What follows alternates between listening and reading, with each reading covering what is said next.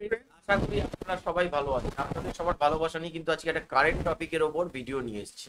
সম্প্রতি আপনারা জানেন বরবাদ, জংলি, তারপরে হচ্ছে কি দাগি, এই তিনটে বই রিলিজ হয়েছে। এই তিনটে বইয়ের মধ্যে কোন বইটার কার কত আয় সেটা নিয়ে আজকে কিন্তু বন্ধুরা আমরা আলোচনা করব। তো ভিডিওর টপিক কিন্তু খুব ইন্টারেস্টিং হতে চলেছে। আপনারা যদি জানতে চান তাহলে পুরো ভিডিওটা কিন্তু শেষ অবধি দেখুন। তো চলুন বন্ধুরা দেখে নি কার কত আয়। তাহলে বরবাদ, দাগি, জংলি, চক্কর এই মুভিগুলোর মধ্যে কে কত আয় করলো মুক্তির 5 দিনের মাথায় সেই হিসাবটা জানানোর আগে শুরুতেই বলে নিই। তাহলে বরবাদ, দাগি, জংলি, চক্কর এই মুভিগুলোর মধ্যে কে কত আয় করলো মুক্তির 5 দিনের মাথায় সেই হিসাবটা জানানোর আগে শুরুতেই বলে নিই। বাংলাদেশে যেহেতু বক্স অফিসের ওই রেকর্ডের কালচারটা নেই, সো সিঙ্গেল স্ক্রিনের হিসেব এখন বলা যাচ্ছে না, এবং এখন যে ইনকামগুলো বলবো সেগুলো মাল্টিপ্লেক্সের কালেকশনের উপর বেস করে করা এস্টিমেটেড অ্যামাউন্ট। সো একটু এদিক সেদিক হতে পারে টাকার হিসাবটা। প্রথমেই জংলির কাছে আসি। প্রায় 2.5 কোটি টাকা নির্মিত জংলি সিনেমা মুক্তি পেয়েছে 11টি হলে, এবং প্রযোজক বলেছেন ডিজিটাল রাইটস, স্যাটেলাইট রাইটস, মুভিতে ব্র্যান্ড এন্ডোর্সমেন্ট এসব করেই তারা বাজেটের প্রায় 90% টাকা তুলে এনেছেন। এবং ঢাকা পোস্টের রিপোর্টস মোতাবেক পঞ্চম দিনে মাল্টিপ্লেক্সে এই সিনেমা আয় করেছে প্রায় 6.5 লাখ টাকা, আর 5 দিন শেষে মোট আয় দাঁড়িয়েছে 37 লক্ষ টাকা। যদিও প্রযোজক গতকাল জানিয়েছেন গতকাল অর্থাৎ ষষ্ঠ দিনের যে ইনকাম সেটা মিলিয়ে জঙ্গলির গ্রস কালেকশন 50 লাখের ঘরে ঢুকতে যাচ্ছে। এবার চক্কর এবং জিন 3-র কাছে আসি। চক্কর সিনেমাটি ঈদের পঞ্চম দিনে মাল্টিপ্লেক্স থেকে কামিয়েছে প্রায় 4 লাখ এবং মোট আয় হয়েছে 27 লক্ষ টাকা। জিন 3-র ক্ষেত্রে পঞ্চম দিনে এই সিনেমার আয় ছিল 3.5 লাখ টাকা এবং এখন পর্যন্ত মোট আয় 8.5 লক্ষ টাকা। এবার আসা যাক দাগির কাছে।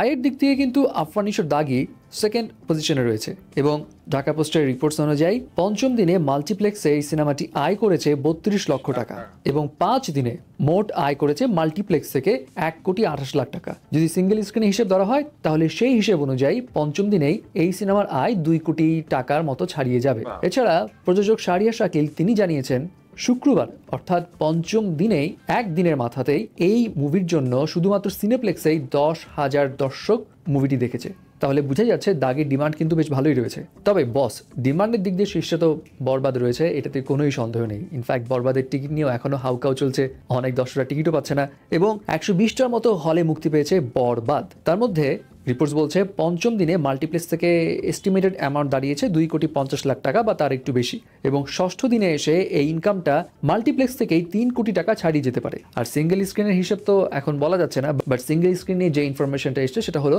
রেকর্ড অ্যামাউন্টে কিন্তু রেন্টালে দিয়ে আগেই সিঙ্গেল স্ক্রিনের হল মালিকরা বরবাদ বুকিং দিয়েছে। তো সিঙ্গেল স্ক্রিন থেকে কিন্তু ইনকাম ভরপুর হবে এটা বোঝাই যায়, জাস্ট অ্যামাউন্টটা জানা যাচ্ছে না এই আর কি। তবে এখানে আরেকটা বিষয় বলতে চাই, রিপোর্টস এটাও বলছে ষষ্ঠ দিন পর্যন্ত বরবাদের ডোমেস্টিক গ্রস কালেকশন হয়েছে 23 কোটি টাকার বেশি। অ্যান্ড এটা কিন্তু মাথায় রাখতে হবে, এটা গ্রস কালেকশন, নেট না, নেট কালেকশন আর একটু কম হয়। তবে এই পোস্টটা শেয়ার করেছেন আবার বরবাদের ডিওপি শৈলেশ আওয়াস্থি। এটা কিন্তু ইন্টারেস্টিং, কারণ অনেকেই নিশ্চয়ই জানে যে আজকে সকাল থেকে বিভিন্ন গ্রুপে গ্রুপে শৈলেশ আওয়াস্থির একটা কমেন্টস নিয়ে হইচই পড়ে গিয়েছিল, যেখানে তিনি দাবি করেছিলেন যে বরবাদের টিম তার ক্রেডিট ঠিকমতো দিচ্ছে না, নানা রকম কথাবার্তা আর কি। বাট এখন বরবাদ নিয়ে তিনি যে সুন্দর পোস্ট করলেন এবং প্রযোজককে যেভাবে শুভকামনা জানালেন, তাতে করে স্পষ্ট হয়তো এখানে কোনো একটা ভুল বুঝাবুঝি হয়েছে, এবং এটা কিন্তু হওয়া খুব স্বাভাবিক, কারণ টিমের মধ্যে অনেক সময় ডিরেক্টর ডিওপির মধ্যে কিছুটা ভুল বুঝাবুঝি বা মিসআন্ডারস্ট্যান্ডিং হয়ে থাকে। এখানে হয়তো তাই হয়েছে, যেটা এখন সর্ট আউট।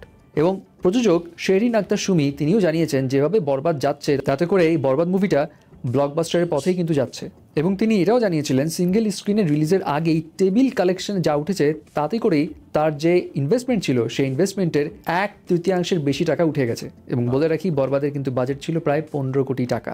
যাই হোক, এই তো ছিল মোটামুটি হিসেব নিকেশ। এখন বরবাদ, দাগি, জঙ্গলি, চক্কর এই মুভিগুলোর মধ্যে কোন মুভিটি আপনি দেখেছেন এবং কোনটা আপনার কাছে সেরা লেগেছে মাস্ট জানাবেন।